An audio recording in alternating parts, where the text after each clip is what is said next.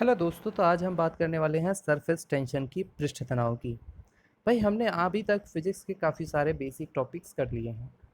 भाई किसी भी एग्ज़ाम के पॉइंट ऑफ व्यू से सिलेबस में 10वीं कक्षा का सामान्य विज्ञान का परिचय दिया जाता है। तो दोस्तों, सामान्य विज्ञान जब कह दिया जाता है तो क्वेश्चन हमको कहीं से भी पूछा जा सकता है, लेकिन उन क्वेश्चंस को सॉल्व करने के लिए कुछ बेसिक थ्योरीज़ को जानना ज़रूरी होता है।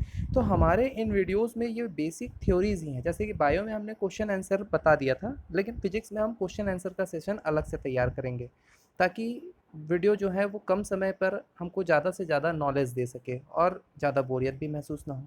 तो चैनल को ज़्यादा से ज़्यादा लाइक करें, शेयर करें और सब्सक्राइब करें।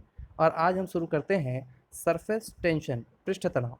भाई कोई भी जो ऑब्जेक्ट है, भाई ऑब्जेक्ट तो बड़ा हैप्पी रहता है, लेकिन उसका टेंशन सरफेस पे ही क्यों दिखाई देता है?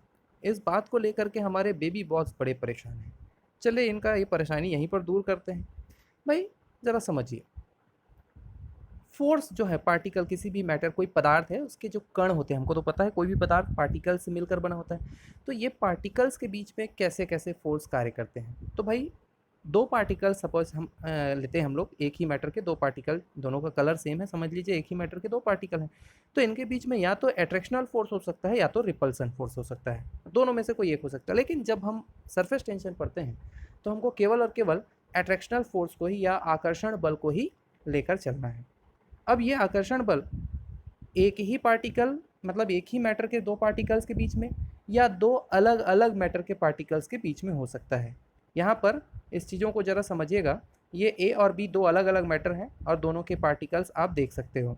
तो चलिए शुरुआत करते हैं। मान लीजिए हमारे पास एक ग्लास है जो कि ग्लास के पार्टिकल से मिलकर बना हुआ है, और इस ग्लास में हम भर देते हैं पानी जो कि वाटर के मॉलिक्यूल से मिलकर बना हुआ है। ठीक है, दो अलग अलग मॉलिक्यूल्स आपको अलग अलग मैटर के दिखाई दे रहे हैं।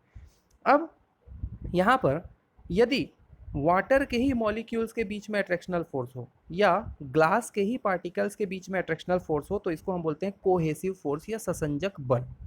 लेकिन अलग अलग मैटर के पार्टिकल्स, जैसे वाटर और ग्लास के बीच में अगर अट्रैक्शनल फोर्स है, तो हम इसी को ही कहते हैं एडहेसिव फोर्स या आसंजक बल। दो तरह के फोर्स आपको दिखाई दे रहे हैं। अब सरफेस टेंशन की बात चलती है, तो सरफेस टेंशन में हम कोहेसिव फोर्स को ही टारगेट लेकर चलते हैं। तो भाई ये रहा मैटर। अब मैटर में हम फ्लूइड को बात करते हैं, लिक्विड को, है ना, द्रव को। इस द्रव में उसके पार्टिकल्स के अलग अलग लेयर व्यवस्थित होते हैं। सबसे निचला लेयर जो है सरफेस के साथ, और उसके ऊपर अलग अलग लेयर जो है व्यवस्थित आपको दिखाई दे रहे हैं। इन लेयर्स में हम बीच के किसी पार्टिकल को फोकस करते हैं। अब इस बीच के पार्टिकल में, भाई इसके इर्द गिर्द सारे सेम पार्टिकल्स हैं, वाटर के ही मॉलिक्यूल्स हैं। तो इस पार्टिकल के नीचे का अगर वाटर मॉलिक्यूल उसको जितने फोर्स से अट्रैक्ट करेगा, उतने ही फोर्स से ऊपर का भी अट्रैक्ट करेगा। यानी कुल मिलाकर के जो इक्विवेलेंट फोर्स है वो हो जाएगा जीरो। इसी तरह से लेफ्ट वाला जितने फोर्स से इसको अपनी ओर अट्रैक्ट करेगा, राइट भी उतनी ही फोर्स से अट्रैक्ट करेगा। बाकी पार्टिकल्स भी इक्विवेलेंट फोर्स लगा करके इस पार्टिकल को अपने पोजीशन में ही बैलेंस रखने का प्रयास करते हैं, ये मान के चलते हैं। लेकिन अब हम चलते हैं इस सरफेस के पार्टिकल के पास। लेफ्ट वाले फोर्स ने राइट वाले फोर्स को बैलेंस किया, लेकिन नीचे से जितने भी फोर्स लग रहे हैं उसको ऊपर से तो कोई बैलेंस नहीं कर रहा है। इसका मतलब जो सरफेस के पार्टिकल्स हैं वो नीचे की ओर एक खिंचाव का महसूस करते हैं, अंदर की ओर एक फोर्स का, है ना, फीलिंग करते हैं। उस फोर्स को ही कहा जाता है सरफेस टेंशन। सरफेस के पार्टिकल्स का अंदर की ओर महसूस करने वाला जो, है ना, फोर्स है, वो कहलाता है सरफेस टेंशन। तो सरफेस टेंशन को अगर हमको डिफाइन करना हो तो हम किसी भी सरफेस पे एक लाइन की कल्पना करते हैं। लाइन, लाइन, कोई एरिया नहीं, लाइन। और उस लाइन के वर्टिकल लगने वाला फोर्स ही कहलाता है सरफेस टेंशन, जिसको हम लेंथ में लगने वाला फोर्स के अकॉर्डिंग ले सकते हैं, जिसका यूनिट हो जाएगा न्यूटन पर मीटर। ठीक है भाई। अब देखिए इसके कारण ही सरफेस में टेंशन होने के कारण जो इतना भी लिक्विड है, जब वो 3D स्पेस में स्वतंत्र रूप से गिरता रहता है तो उसका शेप क्या हो जाता है? उसका शेप हो जाता है राउंड।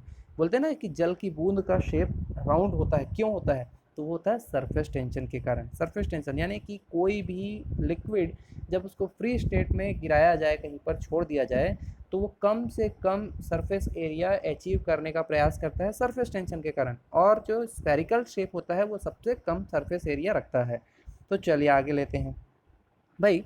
अब देखिए हीट का क्या इफेक्ट होता है सरफेस टेंशन में। जब भी हम पार्टिकल्स को हीट करते हैं तो उसके मॉलिक्यूल्स को एनर्जी मिल जाती है और वो और ज़्यादा मूव करने लग जाते हैं, मतलब सरफेस टेंशन क्या हो जाता है, कम हो जाता है, मतलब हीट से सरफेस टेंशन कम हो जाता है। अब देखिए डेली लाइफ में हम लोग इसको कैसे यूज़ करते हैं, ज़रा समझिएगा। छत्तीसगढ़ में हम लोग एक यूज़ करते हैं चुरोहन, है ना। चुरोहन मतलब जब कपड़े बहुत ज़्यादा गंदे हो जाते हैं, खासकर खटिया वगैरह में जो लगे हुए निवाड़ हैं, तो उसको गर्म खौलते पानी में डुबाया जाता है, वो कहलाता है चुरोहन। तो उसी को टर्म को हम लोग ज़रा साइंटिफिक वे में यहाँ पर समझते हैं। भाई जब हम नॉर्मल वाटर में गंदे कपड़े को डिप करके निकालते हैं तो हो सकता है कपड़े की गंदगी ना धुले, लेकिन जब हम हॉट वाटर यूज़ करते हैं तो हॉट वाटर के केस में क्या होता है, अब सरफेस टेंशन कम हो गया है। सरफेस टेंशन कम होने से वाटर के मॉलिक्यूल्स होते हैं वो कपड़ों के रेसों के बीच में भी जाना शुरू कर देते हैं, और वहाँ पर जाने के बाद वो गंदगी को और अच्छे से क्लीन करना शुरू कर देते हैं। यही कारण है कि हॉट वाटर कपड़ों को कोल्ड वाटर की तुलना में या नॉर्मल वाटर की तुलना में ज़्यादा अच्छे से क्लीन कर लेता है। क्यों? सरफेस टेंशन कम हो जाता है। और ज़रा देखिए भाई कि जब चीज़ों को, है ना, हीट किया जाए या जब हम लोग सरफेस टेंशन कम करते हैं तो उसमें स्प्रेडिंग पावर, मतलब लिक्विड का स्प्रेडिंग पावर, फैलने की क्षमता बढ़ जाती है। और यही कारण है कि ठंडे खाने की तुलना में गर्म खाना या गर्म सूप जो है वो ज़्यादा टेस्टी लगता है, क्योंकि वो हमारे जीभ के एक एक टेस्ट सेंसर में फैल जाता है ना। क्योंकि गर्म होने से चीज़ों में प्रसार ज़्यादा होता है, सरफेस टेंशन कम हो जाता है। आइए इसको और ज़रा समझते हैं। आपने पेंटिंग ब्रश देखा होगा जिसके ब्रिसल्स जो होते हैं वो दूर दूर होते हैं, लेकिन जैसे ही आप उसको पानी में डिप करोगे और निकालोगे तो उसके ब्रिसल्स आपस में चिपक जाते हैं, क्योंकि पानी का सरफेस टेंशन के कारण ब्रिसल्स एक दूसरे के करीब आ जाते हैं। और इसका एग्जाम्पल देखते हैं भाई। भाई यहाँ पर आप देख रहे हो कि मच्छर के लार्वा कैसे पानी के सरफेस पे तैर रहे होते हैं, लेकिन जहाँ हम सरफेस पे कैरोसिन का लेयर लगाते हैं या कैरोसिन डालते हैं तो पानी के सरफेस का सरफेस टेंशन कम हो जाने के कारण सारे के सारे लार्वा जो हैं डूबकर मर जाते हैं। और देखिए समुद्रों में काफ़ी लहरें उठ रही होती हैं, क्योंकि सरफेस टेंशन ज़्यादा है तो जो ऊपर का पार्टिकल जहाँ मूव करेगा वो नीचे को भी अपनी ओर खींचेगा, इस प्रकार का थ्योरी यहाँ पर चलता है। लेकिन हम इसको इस एनिमेशन से समझते हैं कि ये रहा आपका समुद्र का लहर जो कि मूव कर रहा है। जैसे ही हम इसके ऊपर तेल, है ना, तेल के बैरक छोड़ देंगे या तेल बिछा देंगे, वैसे वैसे पानी का जो कोहेसिव फोर्स है वो कम हो जाता है, सरफेस टेंशन घट जाता है और लहरें उठना बंद हो जाती हैं। तो ये सारे के सारे आपके सरफेस टेंशन के डेली लाइफ से जुड़े हुए एग्जांपल्स थे, है ना। ज़रा समझना यहाँ पर कि भाई कैसे किसी फ्लूइड में हम इम्प्योरिटी को ऐड करके सरफेस टेंशन के साथ खेल खेल सकते हैं। यदि हमारे पास हाईली सॉल्यूबल कोई भी पार्टिकल है, जैसे कि हम पानी में अल्कोहल मिलाते हैं, शक्कर मिलाते हैं, नमक मिलाते हैं जो हाईली सॉल्यूबल हैं, तो उससे उसका सरफेस टेंशन कम हो जाता है। ठीक है, डिटर्जेंट मिलाते हैं तो भी सरफेस टेंशन कम हो जाता है। यही कारण है कि डिटर्जेंट मिलाने से पानी ज़्यादा अच्छे से सफाई करता है। इसी प्रकार से जब इनसॉल्युबल पार्टिकल्स मिलाते हैं तो सरफेस टेंशन जो होता है वो बढ़ जाता है। रेत वेगम मिला दिए पानी में तो सरफेस टेंशन बढ़ जाएगा। ठीक है, हार्ड हो जाता है पानी बोलते हैं। ठीक, चलिए, तो ये तो हुआ आज का हमारा पूरा टॉपिक। ये आप लोग ध्यान से पढ़िएगा, एग्जाम पॉइंट ऑफ व्यू से बहुत इंपॉर्टेंट टॉपिक होता है। खासकर ये जो आपने अभी टेबल मैंने बना के यहाँ पर बताया है आप लोगों को, इसको तो आप ध्यान से पूरा पढ़ ही लीजिए या याद कर लीजिए। तो घर पर रहिए, सुरक्षित रहिए, चैनल को जितने से ज़्यादा हो सके लाइक कीजिए, सब्सक्राइब कीजिए, अपने आसपास के दोस्तों को शेयर कीजिए, ताकि और अच्छे से अच्छे वीडियो के एडवाइस मुझे मिलते रहें। और आपके कंप्लेन और आपके सारे सजेशंस नीचे लिखे मेल आईडी पर मुझे कर दीजिएगा। तब तक के लिए नमस्कार, धन्यवाद।